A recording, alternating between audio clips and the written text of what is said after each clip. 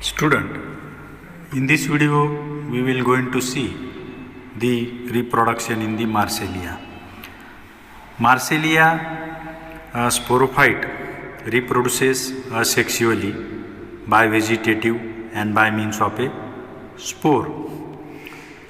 The sporophyte vegetatively reproduces by formation of tubers, then bird-like structures. These tubers and bird-like structures are arised or born on the subterranean branches of the rhizome, and these tubers has some storage food material and they can withstand in the unfavorable condition. During favorable condition, these tubers germinate and develops a new sporophyte vegetatively. These are the some way of vegetative reproduction in the Marsilea. Mostly the reproduction by spores, that is a beginning of the sexual reproduction. The Marsilea is a heterosporous fern. It produces two kinds of spores, microspore and megaspore. These micro and megaspores are produced in a separate sporangia. The microspores produced in the microsporangia and megaspores are produced in the megasporangia. In the Marsilea, at the time of maturity, the spore producing structure is developed, and that spore producing structure is called as a sporocarp.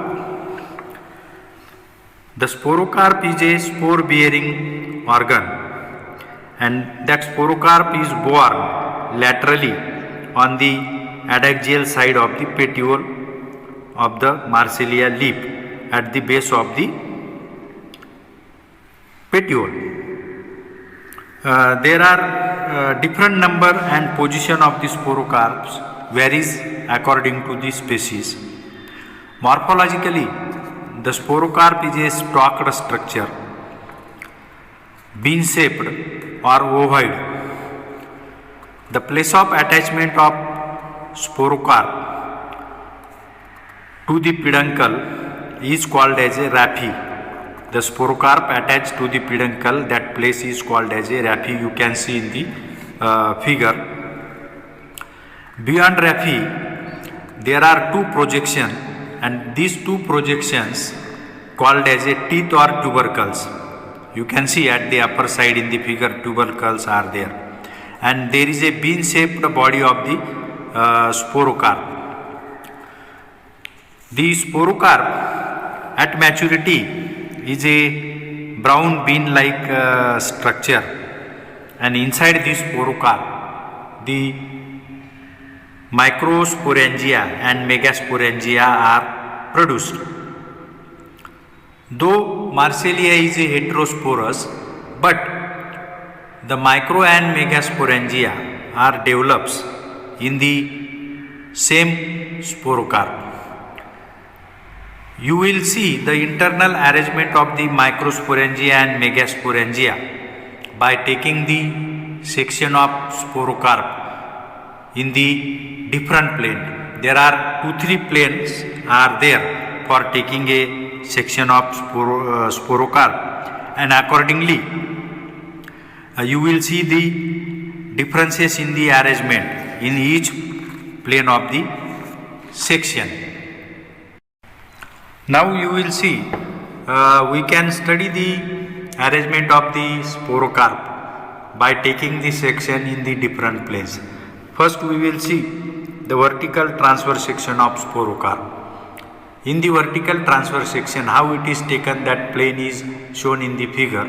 After taking the vertical transverse section, you can see in the figure detailed arrangement of the micro and megasporangia. The vertical transverse section is somewhat oval or ovoid, and which encloses the sori. It has a outer wall epidermis that is somewhat thick, Next to epidermis there is a hypodermis. Two layers of hypodermis are there.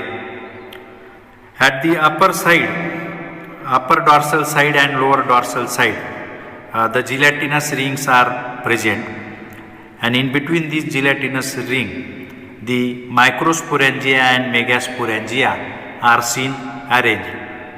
The microsporangia are present at the dorsal tip as well as on the ventral tip, and in between these microsporangia you will see there are arranged megasporangium. This is what a arrangement of the micro and megasporangia we can see or we can visible in the vertical transverse section of sporocarp of Marsilea. Now we will see the another plane of section, that is a vertical longitudinal section. How this vertical longitudinal section is to be taken, that is shown in the figure at the right corner. In the vertical longitudinal section shows sporocarp enclosing sori embedded in a gelatinous wall. Here also the outermost wall of sporocarp is epidermis. Below epidermis there is a gelatinous ring that surrounds the sori. The gelatinous ring is more prominent on the dorsal side as compared to ventral side. Here in this section plane, the sori cut longitudinally and appears in a row. Each sorus is surrounded by its own indugium. Here in this section, when section passes through the center, then megasporangia are seen in all the sori. Whereas when section is not perfectly median, then you can see the microsporangia attached on the either side of the sori or receptacle. In this section, the stalk bundle and cut lateral bundles are seen. The next plane to take a section of sporocarp, that is a horizontal longitudinal section. How to take this horizontal longitudinal section, that is also indicated in the figure. Here also the section is somewhat oval or ovoid. The section shows stalk cut transversely, wall of the sporocarp and two rows of the sori. The transversely cut stalk appear on the one side. It shows stalk bundle. The wall of sporocarp is with a epidermis. The gelatinous ring shows two patches. The one patch is heavier at the dorsal side and the ventral side patch is somewhat small. There are two rows of sori, one row alternating with the other. Here you can see in the figure the sori that contains sporangia that are present alternately. Each sorus is covered by a indugium. Sorus consists a receptacle. Megasporangium is present at the apex, and along the lateral sides the microsporangia are present in the horizontal longitudinal section. So this section shows the mega as well as microsporangia gatheredly. At maturity, the sporocarp shows dehiscence.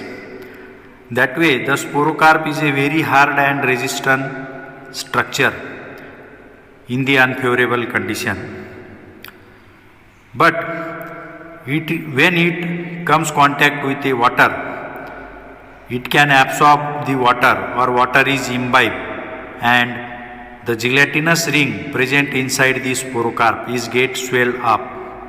The sporocarp has two surfaces, dorsal and ventral surface, but at the time of dehiscence, it opens through its ventral margins After swelling the gelatinous ring inside the sporocarp, the ring is ultimately comes out of the sporocarp wall at the by opening the ventral side from the tip of the sporocarp. This gelatinous ring is get elongated up to the several centimeter. The gelatinous ring bears two rows of sporangia, one on each side. You can see in the figure there are two bags of sporangia are seen and seen hanged to the gelatinous ring. The gelatinous ring is come out from the tip of the sporocarp by opening the ventral surface of the sporocarp. Once the gelatinous ring is come out, then the sporangia get dehydrated. When the water from the sporangia is get dehydrated, that time the wall of sporangia is goes to break down, and this particular sporangia releases the spores in the environment. So in this way the spores are get dehisced in the nature.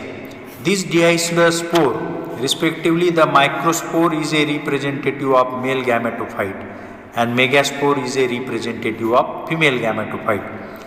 These spores germinate and they can form a particular gametophyte. The microgametophyte or male gametophyte produces the antherozoids, and the female gametophyte produces the archegonia. The antherozoids, when get liberated from the antheridium, they can swim with the water and reaches to the mouth of the archegonia. That time the archegonia neck canal cell and ventral canal cells are get disorganized and the antherozoids enter. These antherozoids fertilize the egg, and that fertilized egg is becomes a zygote or oospore, and that is a beginning of the sporophytic phase in the Marsilea. Now we will see a diagrammatic representation of the life cycle of Marsilea. The life cycle of Marsilea starts from the sporophyte that we see in the nature. You can see in the figure there is a quadrifoliate green plant is there. This green plant, when becomes a mature, that time it produces the spore producing body at the base of the petiole, and that spore producing body is called as a sporocarp. This sporocarp becomes mature and it develops a micro and megaspore. The heterosporous Marsilea, each sporocarp contains the micro as well as megaspore.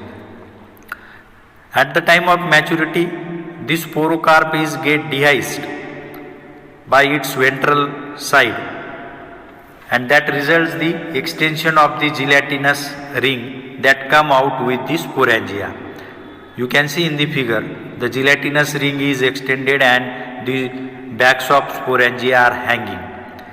These sporangia are micro and megasporangia respectively. Here the microsporangia produces the microspore.